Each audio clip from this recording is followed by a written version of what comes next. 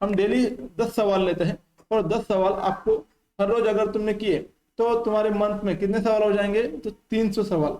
और एक साल में अगर मतलब साल अगर नहीं ले लेकिन 5 महीने भी ले ले बराबर, तो कितने हो जाएंगे 1000 मतलब 1500 बराबर। इतने सवाल तुम्हारे सिर्फ फिजिक्स से हो जाएंगे। वैसे ही हमारी सीरीज मैथ के लिए भी चलती है, तो आप मैथ के लिए भी जरूर देख सकते हैं। अब हम हमारे सवाल की तरफ आगे बढ़ते हैं।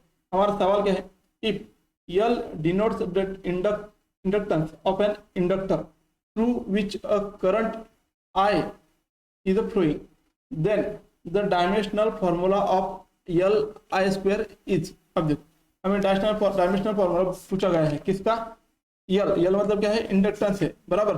और आई स्क्वायर क्या है हमारा, आई स्क्वायर मतलब क्या है, आई मतलब क्या है हमारे पास, 2 मिनट, हमारा जो आई है हमारे पास करंट है बराबर। अब हम पहले धीरे धीरे देख लेते हैं यल मतलब इंडक्टेंस का डायमेंशनल फार्मूला क्या होता है।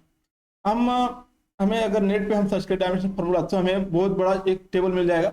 उस टेबल में बहुत सारे डायमेंशनल फार्मूला है, तुम उसको सीधा रट लो, इसमें कुछ ज़्यादा रिसर्च करने की जरूरत नहीं है। तो देखो यल इंडक्टेंस क्या डायमेंशनल फार्मूला क्या है उसका, m1 L to the power 2 T to the power -2 और इधर आई का I to the power minus of, ये हमारा यल का डायमेंशनल फार्मूला है। और आई का डायमेंशनल फार्मूला था सीधा आई, लेकिन हम अगर आई का स्क्वायर करें तो इंडक्ट डायमेंशनल फार्मूला में भी स्क्वायर हो जाएगा। अब हमें पूछा गया है एम एल आई स्क्वायर बराबर, इसका मल्टीप्लिकेशन है।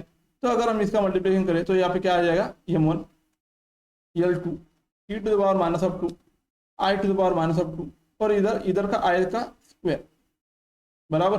अब ये देखो +2 और -2 इधर 0 हो जाएंगे, तो यहाँ पे क्या रह जाएगा, m1 L2 T to the power -2 बराबर, हमारा ये रह गया है। अब सीधे सीधे यहाँ पे हमें ऑप्शन मैच कर लेना है, क्या है m1 L2।